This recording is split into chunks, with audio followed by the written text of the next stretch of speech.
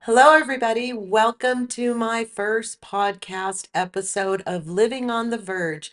My name is Virginia, and I'm so happy to have you here with me on my podcast, where I'll be covering reality, food and travel, pop culture, and whatever else comes with living on the verge.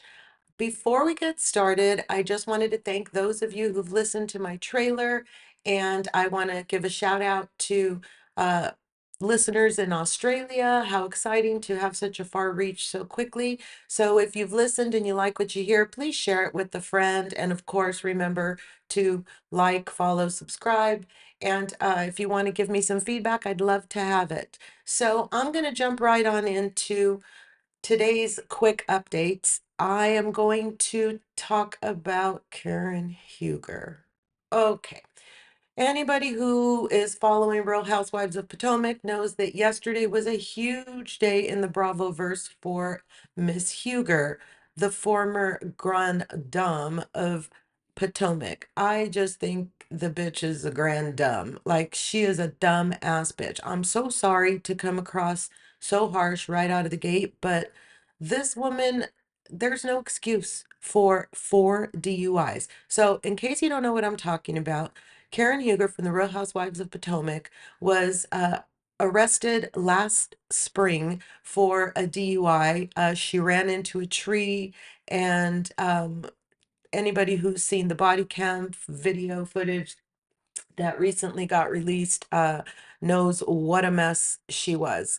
Talking about, how she was lit, talking about how she was Thomas Jefferson's concubine. I mean, she was in such a blackout. And interestingly enough, now they're trying to say that it was because she was concussed the night of the accident. And that's why she was speaking in such crazy ways. Listen, lady, you were just blacked out.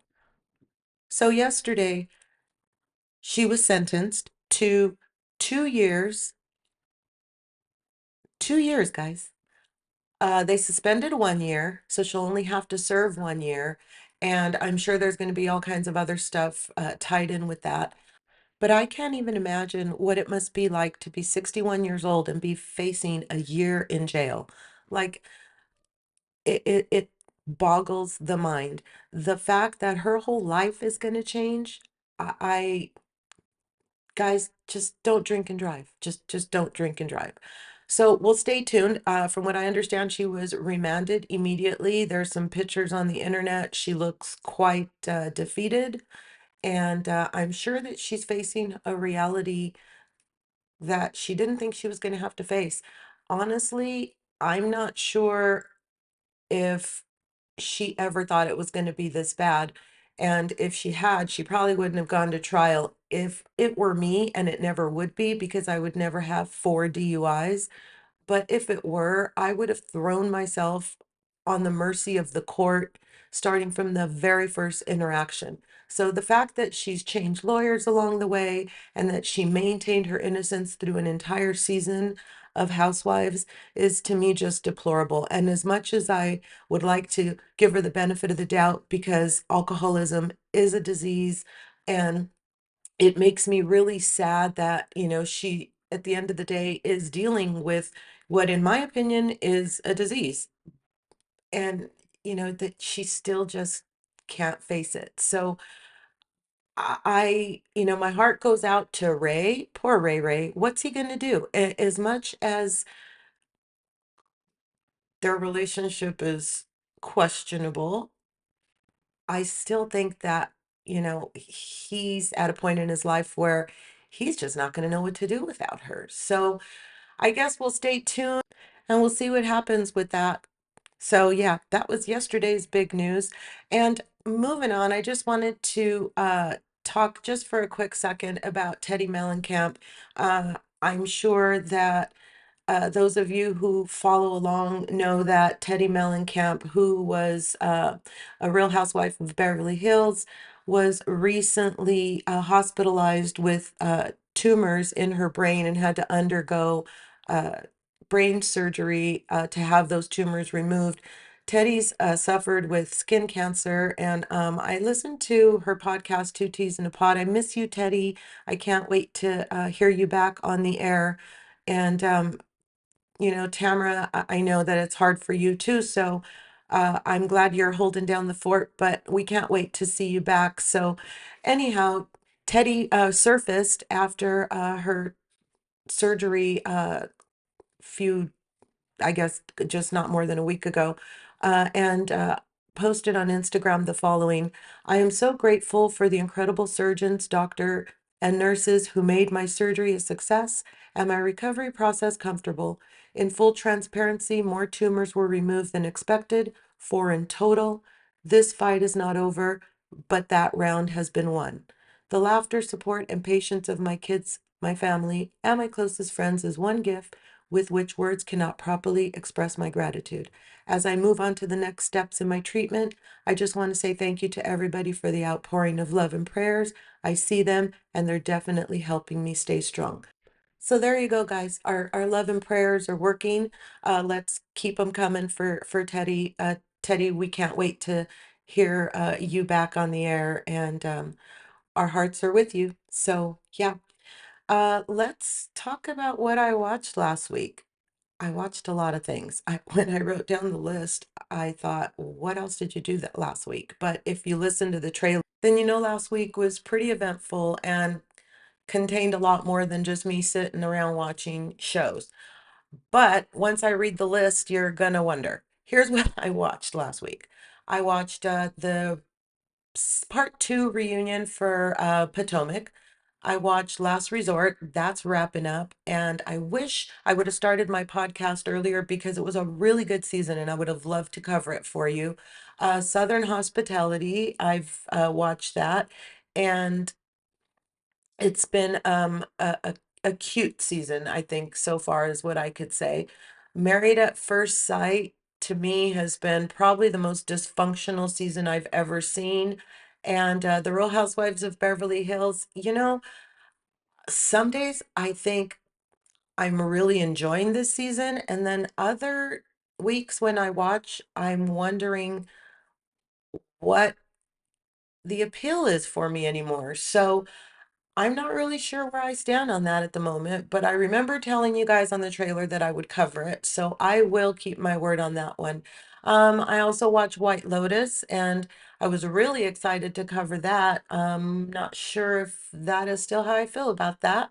I watched Love is Blind, and I watched Summer House. So, yeah, that's a lot. I watched a lot of different content. Obviously, we can't cover it all here, but let me know if you want me to cover something I'm not going over, or if you have a discussion that you want to spark and bring to the podcast. Let me know. You can email us. You can reach me on Instagram at Living on the Verge Podcast. That's VIRG, as in my name, Virginia. So, anyhow, I'd love to hear feedback on any or all of the things that I am watching. But today I'm going to cover The Real Housewives of Beverly Hills and just talk about the last few episodes kind of all together and bring us up to speed so that we can decide if we want to continue covering it as the season progresses. It looks like it might take a turn that makes it pretty interesting, but right now, I don't know. I feel like we have quite a few filler episodes, for lack of a better term.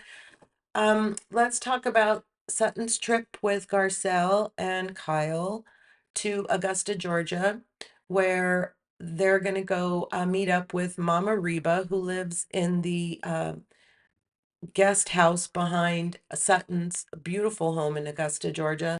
So let's talk about how we feel about that episode. Me, for one, I was a little uncomfortable. I'm not really sure how I felt. At moments, I was completely compelled and intrigued. And then other moments, I felt almost guilty watching because the content felt too personal for the viewer's eyes. So I have mixed feelings. I think that it's important for us to cover tough subjects, but it was pretty deep. So if you don't know what I'm talking about, Sutton's dad committed suicide when she was in her mid-20s, and Sutton had never really come to terms with that. So in this episode, she goes back to visit the home that's just right around the corner from her current home, where her dad took his life all those years ago. And so they were allowed to go into the home. There are new people living there. And it was very touching. And I was happy that it seemed to be healing for Sutton, but it was rough. It kind of came from out of the blue, given the um not deep level of content we've had thus far this season. Even though the issues that are going on Beverly Hills are deep, there's divorce, there's a lot of pain, it seems, among the cast right now. Um, it hasn't come across that way in many ways because of how it's being handled. But this one definitely came across as, very serious. And um, I'm just glad that at the end of the visit, Reba finally gives Sutton something that she's been looking for a long time, and she says, "I love you." I can't imagine what it's like to be a grown woman who's gone through her whole life without hearing "I love you" from her mom or from any other important person in her life. And when I thought about it, it made me realize, there are probably a lot of other people who struggle with that. I'm pretty blessed that, I've always been told I love you. When we get off the phone, we say I love you. When we greet each other, it's a hug and a kiss and an I love you. And that's kind of always been my family dynamic. And I think I've done a pretty good job of passing that on to my children because I think it's important. It's important. And the fact that Sutton, at her age, with her level of success and fame and all of the other things that she has, still longed for that just kind of shows that sometimes, those things going on inside of you, that inner child, they really need to be addressed and healed so that you can move forward, or it just follows you throughout your life. So while all this serious stuff is going on in Augusta, Georgia, Kathy Hilton decides to have a Capri dinner with this lovely lemon theme for all of the people who basically didn't get invited to Georgia. And there's some feelings about that from the other girls, but I really feel like once they watch back, they will more than likely be glad that they weren't invited. It was hard to watch as a viewer, so I can't imagine what it would have been like to be there. At Kathy Hilton's Capri dinner party or luncheon, I think it was a lunch. Would you say Capri or Capri? Either way, I thought it was a really fun idea and it was a really pretty theme. So the funniest part to me is when Kathy starts talking about how some person that she met some years back told her that she was part Chinese going back to 3000 BC. Was she high? Kathy, what the hell are you talking about? It was so off the wall and so funny. I think that's why we love Kathy, because she could be counted on to come up with the funniest, most off the wall things. I I can't help but think of toothless, not homeless, homeless, not toothless.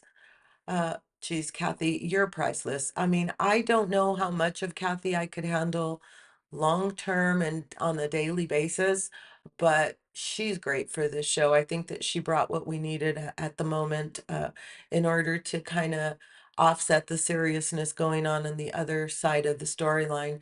So anyway, they get to talking about PJs and Dorit. PJ. That's what Kathy called him. PK and Dorit and what was going on and where things were with their separation. And listen, I don't know what anybody else thinks, but in my opinion, a divorce is definitely coming. And I think that they are going to time it so that cameras have to go up, like Scandival, one of those big moments. We all know how much that helped all of the reality stars, and good for them. Like, get your bag. Good for you. Uh, what a big deal was that? It was a moment that crossed over. I remember wearing my Send It to Daryl shirt that is signed by Lala, by the way. That happened at BravoCon, and I have a lot of BravoCon stories that I can tell you about as we go through. So, yep, stay tuned, keep listening. Anyway, I'm Christmas shopping, and this guy with his wife and their two small children is pointing at me, and I can't figure out what's going on, and I'm oblivious because that's just how I am when I shop. And so, anyway, later on, I see them in the store, and the husband says to the wife, "It is." And I looked and I thought, what the heck is going on? And he says, "I couldn't believe that you were wearing a Send It to Daryl shirt." And I said, "Yeah." I said, "Look, it's signed by Lala." When I tell you, this guy says, "Yeah, I am." What did he do for a living? I can't remember. He was a professional of some sort, an engineer or something like that, and literally never watched any reality TV, but had heard through the guys at work that there was this scandal going on and started watching Vanderpump Rules. That's how far reached that was. So it wouldn't surprise me if there's something being, you know, thought about or brewed at the moment, that they would hope would have that same effect. So just remember, that's what I said. Who knows? I could be right, I could be wrong, but that's what I think is going to happen. So the girls are all giving, Dorit advice on, making sure that she protects herself, and kind of trying to get across to her that, this is not good and you might want to get your head out of the sand.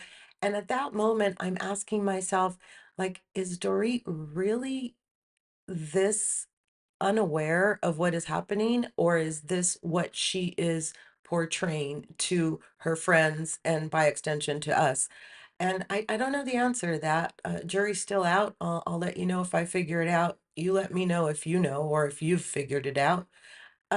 Anyway, it was really weird. But the one takeaway that I had was Erica was just like bent on making sure that Dorit took care of herself. And it's true. If I were Dorit, especially the way PK was carrying himself, I would have called every attorney in the county by now, for a free consultation, just to make sure that there would be a conflict of interest and PK would not be able to come up with the best lawyers. That's a thing, right? You know that if you're going to get a divorce, that is a tactic that people use all the time. It's pretty shitty, but divorce is pretty shitty. And it does not matter how much you think people are going to behave, they just don't. So, Erica is right. PK's done. And at the end of the day, listen, guys, it takes two to be in a marriage, and it only takes one to end it. So there you go. Now, listen, as far as the dynamic between Sutton and her mom, honestly, watching was hard. But at the end of the day, it really kind of helped me understand Sutton a lot better. And it helped me realize that, you know, sometimes we're grown and we still have to walk through tough times to be able to get to the other side and get what we want out of life. And, as far as I'm concerned, sometimes the lesson is you just can't get what you need from people, and that has to be okay. So, who knows? I mean, as far as I can see, there seems to be some hope. We see that, in coming episodes, uh, Mama shows up and comes to uh, the fashion show that Sutton has invited her to, and we'll see how that goes. Maybe that was a turning point for them. I know that I had a rough relationship with my mom growing up. I was her oldest. She was a young mom. She was a single young mom until I was, 5.5 years old. So it wasn't always easy. It just wasn't. But I remember having a moment where we literally turned the corner. And, let's hope that that's what's happened with Mama Reba and Miss Sutton there. So the next episode focuses on the Caviar and Caftan Party that Jennifer Tilly is having. What do y'all think about Jennifer Tilly? There's a lot of controversy. I think recently there was some tea uh, roaming around on social media talking about how she is not liked by any of the cast members, and then production came in apparently and said that that's not true. Listen, I don't really think it matters if any of that is true or not. I think what matters is how she's coming across to the viewers and what we think of her. So what do we think of her? Do we like her? So far, I think she's funny. So far, I think that she brings a certain intellect to the group that it was lacking. Sorry, guys, it was lacking. Um, I think that she can be a little bit ostentatious, but hell, wouldn't you be if you had that Simpson money? Listen. All right, so the Caviar and Caftan Party, the funniest part is they show the invitation at some point. I don't remember if it's in the after show. I think it was in the after show. And is clear as a bell. It says Caviar and Caftan as the header for the invitation. So the fact that Dorit is the only one who does not show up in a caftan, and her excuse is that she didn't see that part. Did I miss the caftan part? Is really funny to me. Listen, the caftans were really pretty. I thought that it was a really fun idea, and I wonder how they come up with these. Do you think that the ladies really think of these on their own? Do you think that this is a personal assistant thing, or do you think that production does it, or is it a mix of all of them? I don't know. Sometimes I feel like the production part of this is taking over, in particular in this season of Beverly Hills, but we'll see. Maybe I'm wrong. So, my favorite look was Kyle's. I thought her kaftan was gorgeous, and I loved Erica's shoes. And did you notice the two ladies with the citrus kaftans? Kathy Hilton and Jen, who was noted very clearly to be Kyle's friend and personal assistant. I thought it was really funny that they both had very similar caftans on, and I can't help but wonder if Kathy Hilton was looking at her across the table, wondering why Kyle didn't double check the outfit before they got to the party. So that was kind of a did you notice? So, you guys, I watched it again and Dorit started it. Okay. I'm annoyed that Sutton decided to go really low, and I don't understand why Sutton chose to fight leading with her money.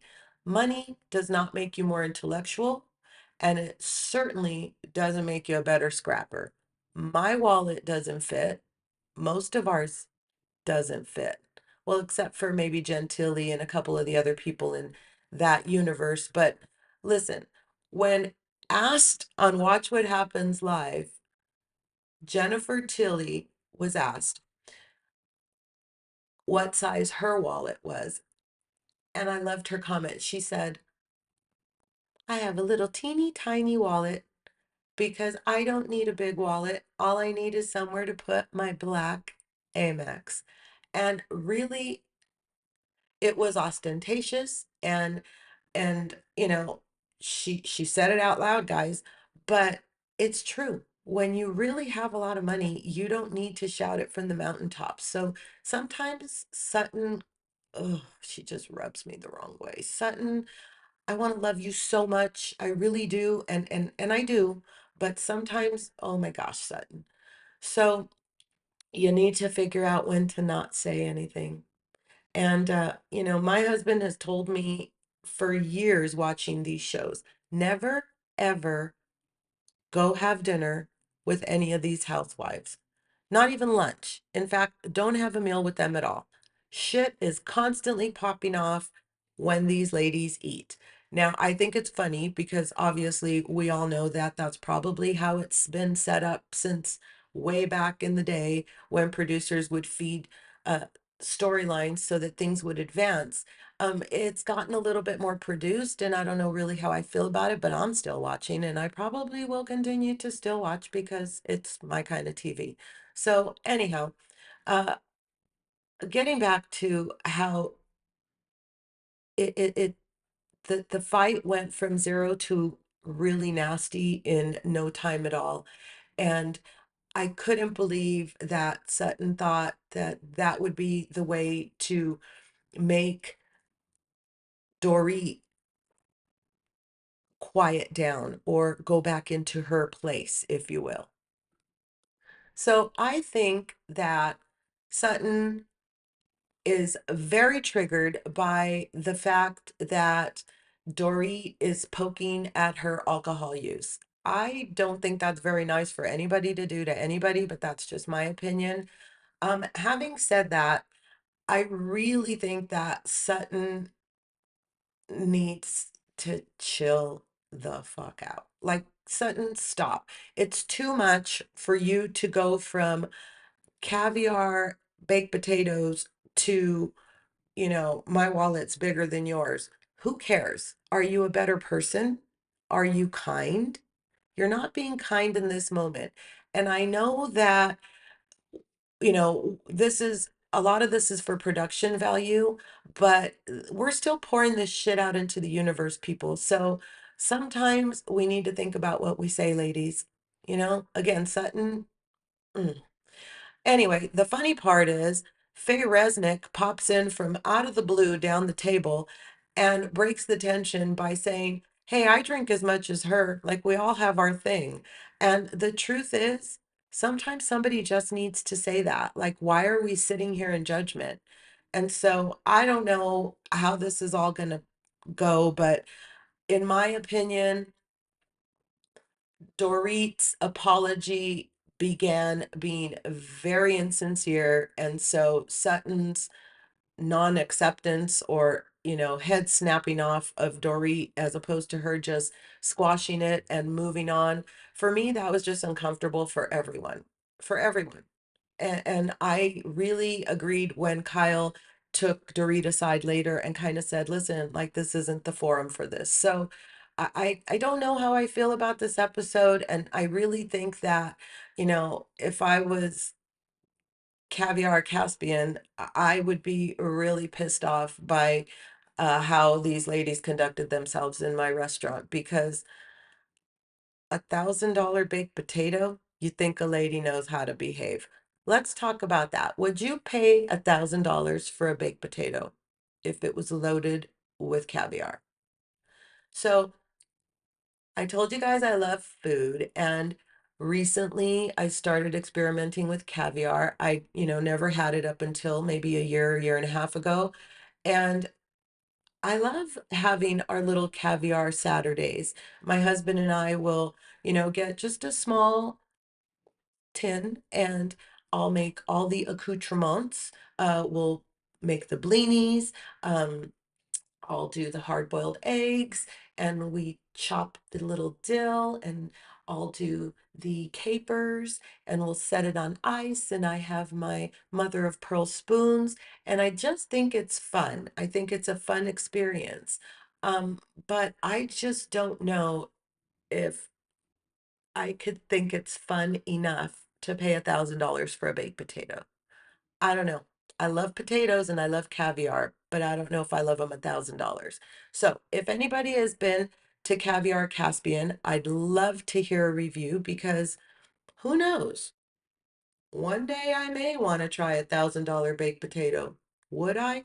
I don't know, but it'd be fun to know. So if you guys have tried it, or if you have something that you want to report with regards to your caviar experiences, then don't forget. to, comment and give me the feedback, because that's what I want this podcast to be about. I want it to be about us talking back and forth, and not just you sitting there listening to me. Although that is basically what a podcast is. So anyhow, let's talk a little bit about Kyle and her therapist. That conversation was really telling to me. Uh, I I was really struck by how Kyle was kind of resigned to whatever ends up happening, and kind of at the same time having the realization that this might really be over, and she didn't think it was going to be, and I think she is coming to terms with the fact that this might not end up panning out the way she thought. And this is before those pictures are released later on in the episode. And I remember when those pictures of him at the airport were released last summer. And, you can't forget that that happened last summer, and we're watching it here in February, and they have to relive it. It just, from time to time, I forget that that's kind of a reality of being a reality personality. It's interesting to me that you heal and then the scab gets pulled off again, and then you have to heal again. And I often wonder if it changes how you heal, or how you handle it the second time around. So um if any of you lovely reality stars would like to come on the podcast and talk about that, I'd love to have you. Just, DM me, or send an email to Living on the Verge podcast. I'd love to have you on my show. So I like Boz. I do. I think that she's beautiful. She's intelligent. I think she's a great addition. And I think her earrings are everything. I think that the personality that she exudes just by her choice of jewelry is something we haven't seen on Housewives, and it's pretty refreshing. But I don't know how I feel about her storyline. I'm not sure yet, so I'm just going to reserve judgment. But as I and before I move on from Boz, I just want to remind everybody out there that she was one of the victims of the LA fires earlier this year, and she did lose her home. And so, Boz, I know that it's been a month and a half since things have kind of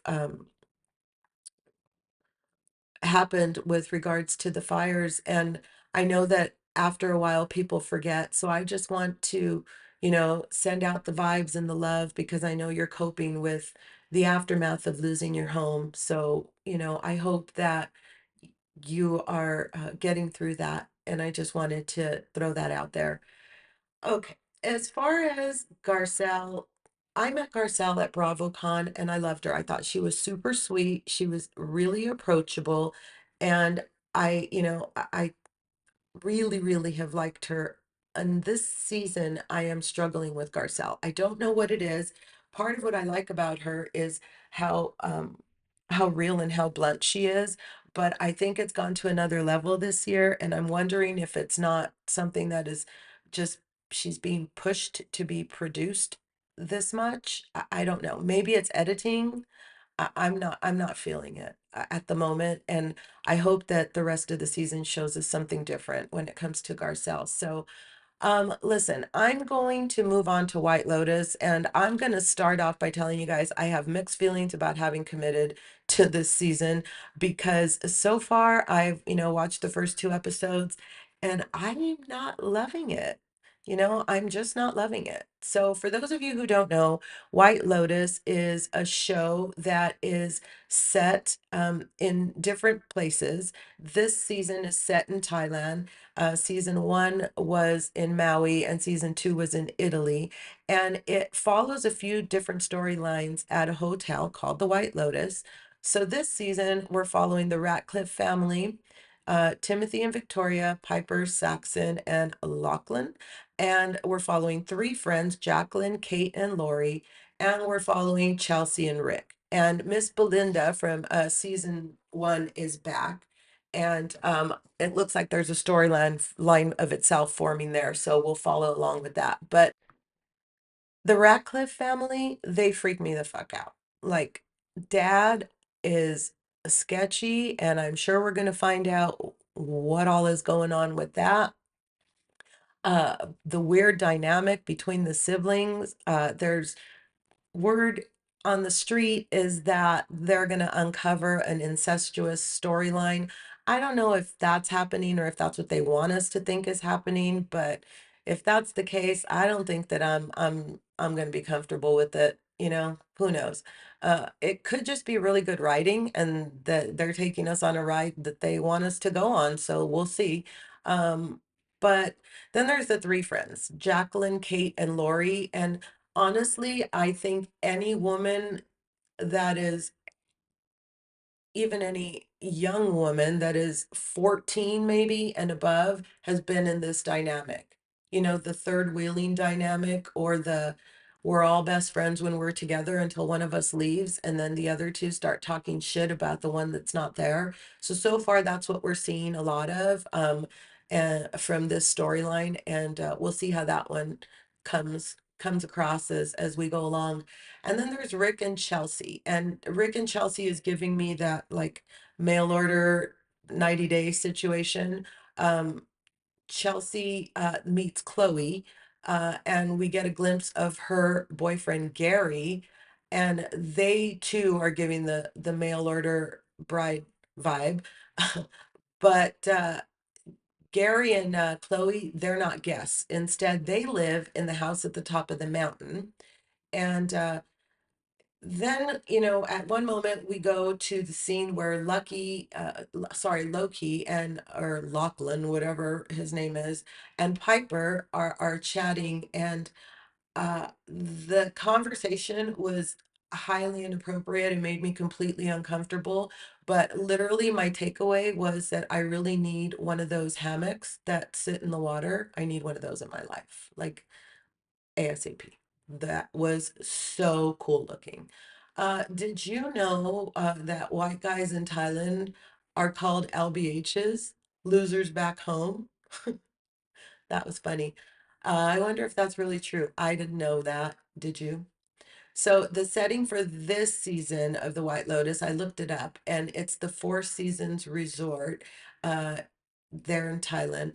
And I looked up the rooms. They start at about $2,000 a night, and then they have a four-bedroom, which looks to be where the Ratcliffe family is staying, for about $12,000 a night. The second episode gave us more development of the characters. I'm still getting major ick from the Ratcliffs. And um, I feel like the whole Rick and Chelsea, you know, they really want us to feel sorry for Rick. They've let on that, you know, he is parentless basically, and he's just giving super depression vibes.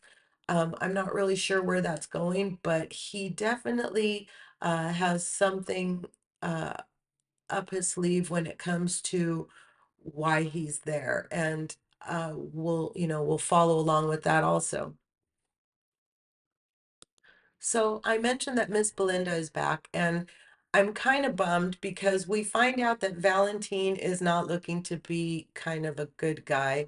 And it's sad because Belinda clearly is giving him the googly eyes.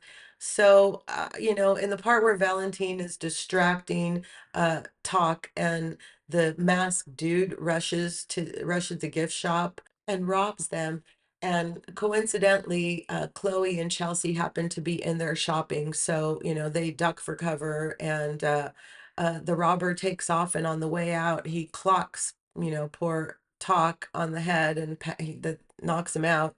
And do you think that was Rick? Is that what they're trying to tell us, that it was Rick? Did you guys catch Rick's reaction? He seems pretty convinced that at no point was Chelsea going to be hurt. You guys, I love the segments where they're all at dinner. I've loved them in all three seasons. I love dinner shows. at resorts. I think that I would be the Fabian, the manager that's singing along, even though it's the same show night after night. I have this favorite getaway. It's kind of one of my happy places, and it's in this small little town in Mexico. And it's an all-inclusive resort. And I try to go there once a year. I haven't gone. I didn't go in 2024, but maybe I'll get to go this year. So they have one of those shows, and the last 3 years that I've gone is I've been there on Grease night, and I really think that that's kind of funny because I Grease is one of my all-time favorite movies, and when I tell you the happiness that I feel sitting there with the breeze blowing through my hair, having a cocktail, and eating dinner while watching that show, I don't know, I just think it's fun. So as the episode's ending, we find out that Timothy is implicated in money laundering, and he finally gets a hold of Kenny, who's being raided by the FBI. But where the heck is that one going? Who knows? Uh, did anybody else put together that Gary is the guy that lives on the mountain, but he's also Tanya's ex-husband, who used to be known as Greg? I didn't catch that in the first episode when Chloe points him out on the table behind them. Did you? So we'll see. I don't know how this one's going to play out, but we'll keep following it and we'll see. All right, real quick in food and travel. I went to Disneyland last Wednesday and I went to Disneyland this Wednesday, which was yesterday. If you're listening to this, you'll be listening to it on Friday. When I tell you the difference between last week and this week, it was crazy. We went last week at the exact same time, arrived roughly around the same time, and we got there at 9:45 this week and did not get into the park until 11:40.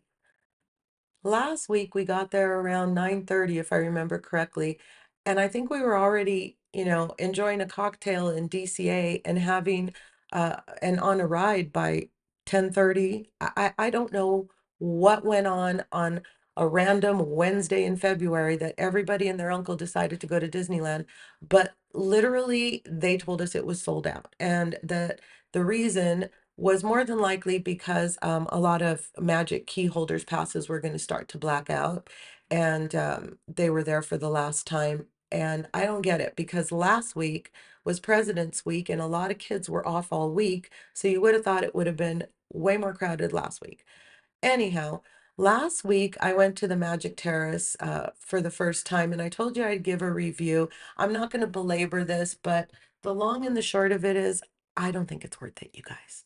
I didn't think it was worth it. It was fun and it was a nice experience because it does feel really exclusive. Um, but the menu is super limited. And if you're really hungry, you're not going to get full. And there aren't enough options to get full. So it's kind of a better place to go have a cocktail. It explains why they have the charcuterie. And it seemed by the wait staff that they're used to people kind of hitting and running, coming in and having a drink and an appetizer and not necessarily a full dining experience. So we went at 2:40. There were three of us. We were greeted, and it was a really pleasant experience at the front desk. And then we were brought back to a cute little table. It kind of sits in a terrace over the winery there. And California Adventure, kind of at the center point of the park. And so it's quaint and it's cute and it does feel like you feel kind of special. So we sat down, we ordered drinks, and we had the Emperor's New Flatbread, which was really delicious. That was really good. If you're going to go for an appetizer and a drink, I recommend that one. And then we had the seafood pasta, which was nice. It had, I think, three or four full head-on shrimp that were cooked really nice. And then it had clams and I believe Spanish chorizo. I mean, it was nice. It was tasty. It had the pasta was cooked very nicely and you could tell it was fresh pasta, but all in all I just didn't think it was worth it for the price and the time it takes out of your day. And it's probably one of those things, like I said, it's nice to do once, but that's probably all you need. This week, as soon as we got in the park, we went to the Cocina Cucamonga Mexican Grill in San Francisco. And my granddaughter had the carne asada tacos, and I had the queso birria tacos and an elote. And that was way yummier. It was maybe 25% of what it cost at the Magic Key Terrace. And it was probably 50% more food. So that's my review. Listen, when you go to Disneyland, it's all about what you're after. Last week, I wanted that experience. This week, I wanted this experience.